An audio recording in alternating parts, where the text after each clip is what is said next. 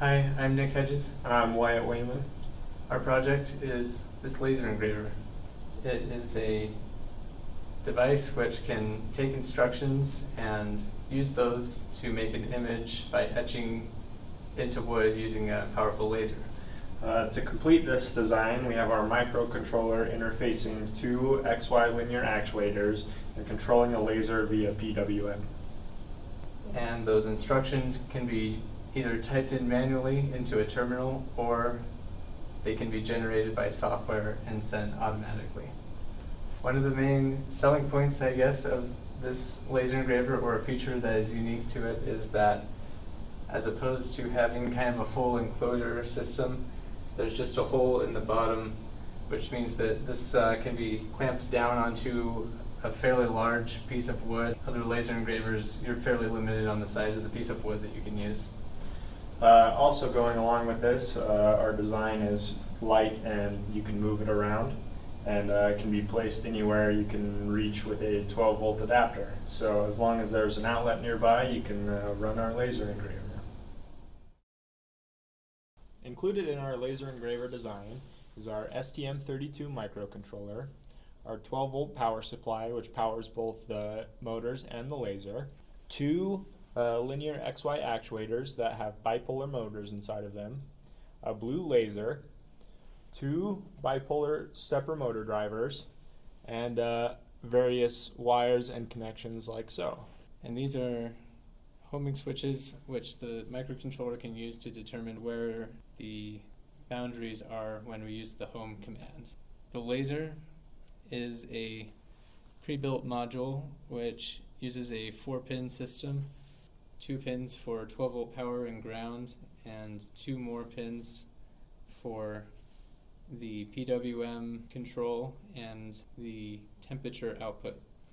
It is capable of outputting 2.5 watts of optical power, which uses 7 watts of electrical power. The 5-volt supply for the microcontroller is supplied by the PC. All the motor and laser functions are powered by the 12 volts, so the USB current on the microcontroller isn't very large. The PWM for the laser, which is the yellow wire in this cable, is controlled through this connector which connects to the microcontroller.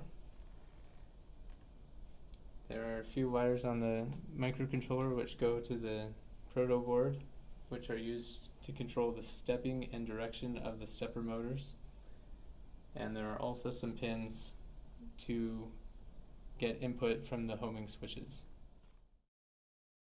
So as you can see, we've powered up our laser by plugging in the 12-volt adapter and the mini USB into our microcontroller.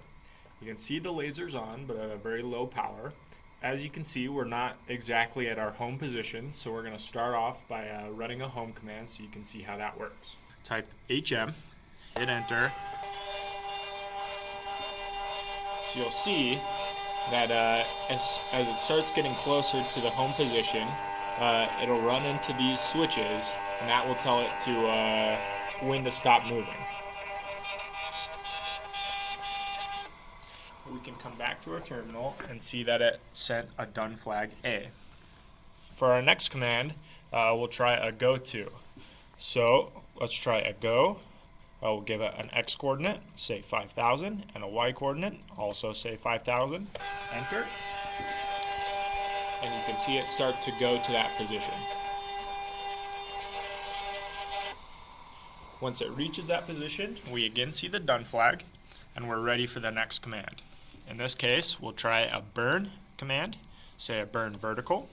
We'll give it a distance, say 1,000, and we'll give it a power. In this case, we probably want 50% power, so we'll give it a 500, and we'll set it to run. Now we'll give it a burn horizontal command to show that that works as well.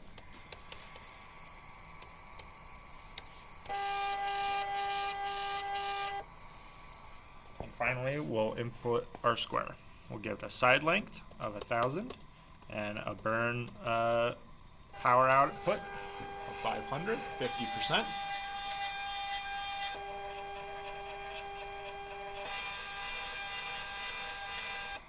And there you go. That's all of the functions that our laser engraver can do.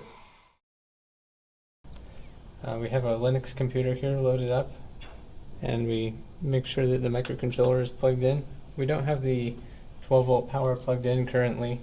We have the repository cloned, and we have make sure that we built it. So to run it, we do /laser print, and we give it an argument, which is a file that prepared some pictures in advance. One of these is this image file, which we can zoom in and see has a dot in the top left corner, and it has kind of a box with a dashed line on the right side and solid lines everywhere else. And we can verify that it will make this correctly. So we give it the name of that file as the argument. So it's test4.png. And once we've run that, it gives us this little preview box. We can close out of that, and then we can tell it to start the burn. And it has sent a home command, and it will wait until both switches have been clicked. So we're going to go ahead and click the switches, and it will start to print out commands and wait to be acknowledged that they have been completed. And we can see that it goes, and some of them take longer than others, but it will send all these commands through serial to make the image. And now we'll demonstrate this with the lasers on this time. We're going to go ahead and plug it in. Tell it to go ahead and start.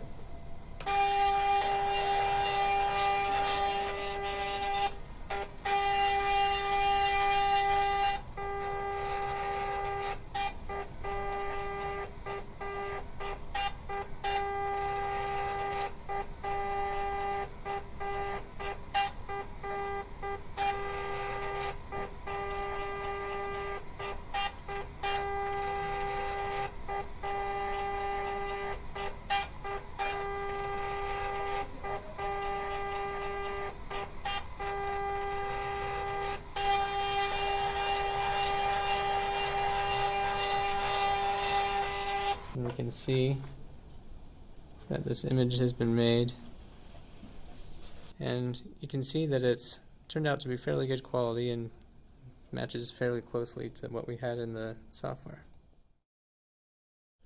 Here we have a picture of our professor, and we want to engrave his face onto the wood, but this picture of him won't quite do because obviously it's a color image with lots of background stuff, and we used a editing tool to do an edge detection, and we reduced the resolution and made it black and white.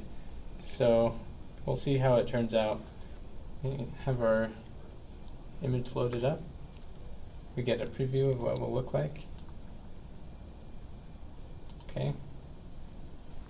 And then power on. It's ready. We start.